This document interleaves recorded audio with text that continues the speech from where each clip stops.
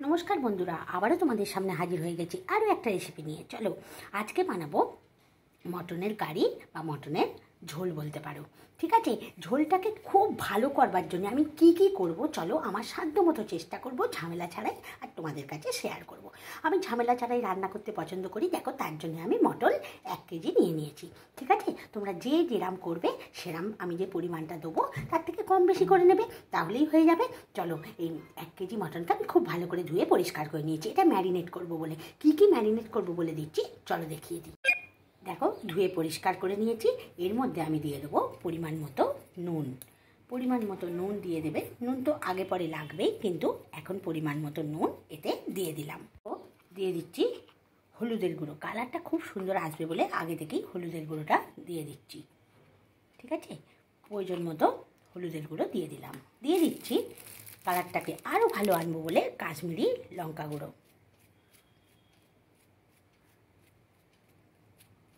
দিয়ে দিলাম। কাশ্মীরি লঙ্কা গুঁড়ো দেখো, সুন্দর টেস্ট আনার জন্য আমি আরও বেশি ভালো টেস্ট আনার জন্য আমি একটু গোলমরিচ গুঁড়ো দিয়ে দিলাম। ঝালটা ভালো হবে, সুন্দর টেস্টও আসবে। ও কাঁচা লঙ্কা বাটাটা তোমরা আলাদা দিতে পারো, কিন্তু আমি একসঙ্গেই বেটে নিয়েছি। দেখো, কাঁচা লঙ্কা আদা রসুন একসঙ্গে পেস্ট করে নিয়েছি। এটা দিয়ে দিলাম 1 চামচ। আদা রসুন কাঁচা লঙ্কা সব বাটাটা দিয়ে দিলাম।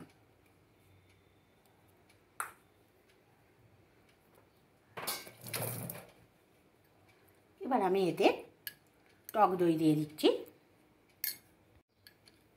25 গ্রামের মতো টক দই আমি ম্যারিনেটের সময় দিয়ে দেবো। আমি সর্ষের তেল দিয়ে দিচ্ছি।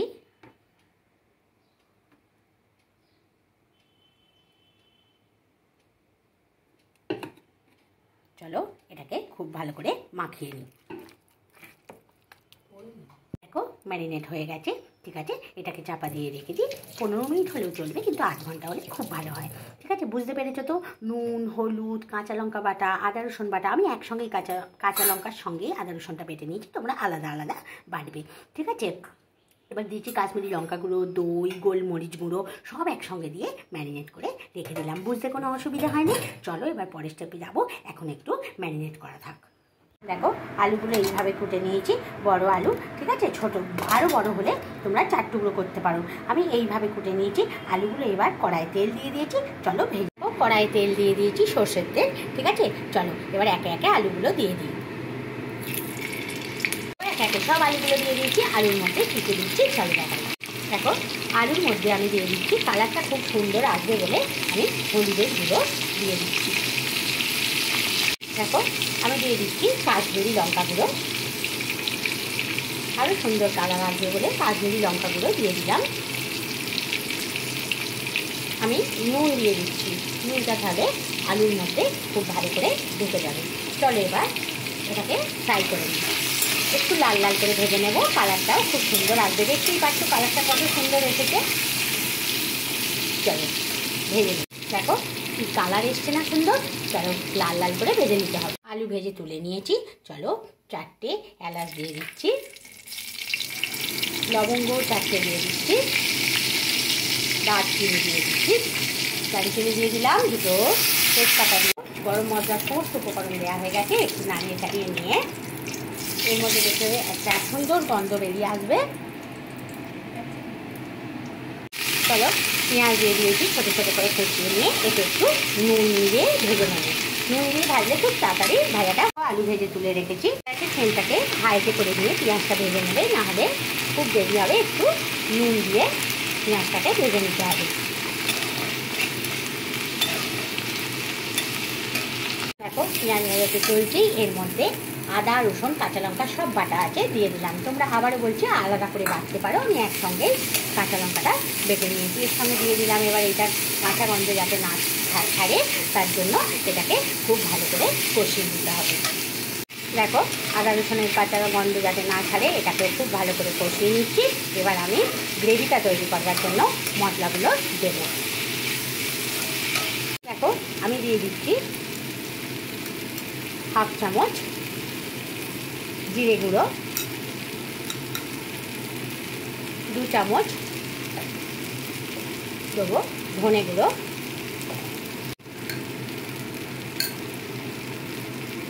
আমি ম্যারিনেট করার সময় গোলমরিচের গুঁড়ো দিয়েছিলাম, এখনও আবার হাফ চামচ গোলমরিচ গুঁড়ো। এখানে তোমরা কাঁচা লঙ্কার পরিমাণ বাড়িয়ে নিতে পারো, আমার বাড়িতে বাচ্চা আছে, বয়স্ক মানুষ আছে, তাই কাঁচা লঙ্কাটা খুব বেশি আমি দিচ্ছি না, দিয়ে দিচ্ছি কাশ্মীরি লঙ্কা গুঁড়ো। ম্যারিনেটের সময় দিয়েছিলাম, কিন্তু কালারটা আরও ভালো আসার জন্য আমি আরেকটু কাশ্মীরি লঙ্কা গুঁড়ো দিয়ে দিলাম। হলুদ গুঁড়ো,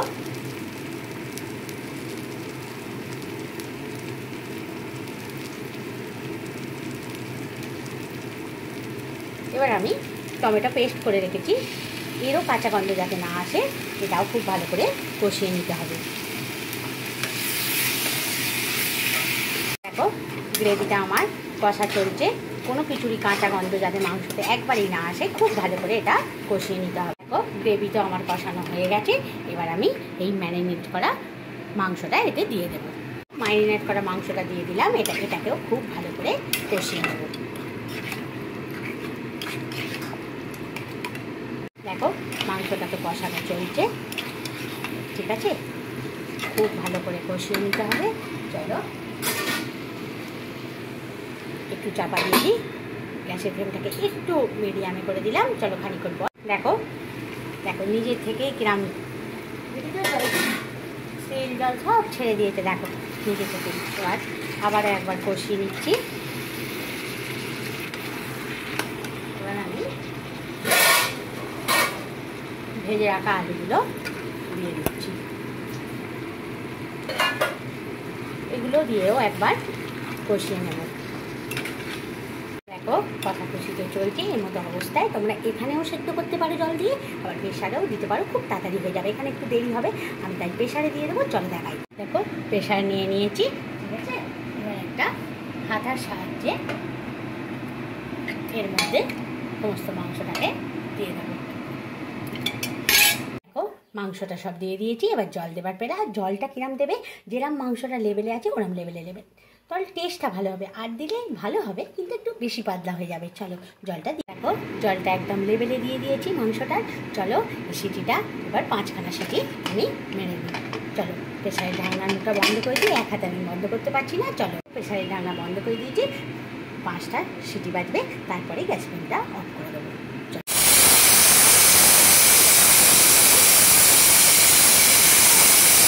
দেখো প্রেশারটা হয়ে গেছে, সিটি বাজানো আমি অফ করে দিয়েছি গ্যাসের ফ্লেম। যতক্ষণ না নিজে থেকে প্রেশারের মুখটা খুলে আসবে ততক্ষণ খুলবে না, থাক এখন বন্ধ থাক। খুললে তোমার নিজে থেকে প্রেশারটা খুলে গেল, সুন্দর দেখতে হয়েছে না, খুব লোভ লাগছে না, এক্ষুনি মনে হচ্ছে খেয়ে নিই, তাই তোমরাও চলে এসো। চলো এবার এর মধ্যে একটু গরম মশলা দিয়ে নিই। চলো একটু গরম মশলা দিয়ে দিচ্ছি, তোমরা ওপর থেকে একটু কাঁচা লঙ্কাও দিয়ে নিতে পারো। আমি ওপর থেকে ছোট্ট করে একটু কাঁচা লঙ্কা দিয়ে দিচ্ছি, বেশি দিচ্ছি না, আমার বাচ্চা আছে। চলো একটু নাড়িয়ে দিই, চলো নাড়িয়ে দিচ্ছি। কি দারুণ লাগছে না? তোমাদের কিরম লাগছে?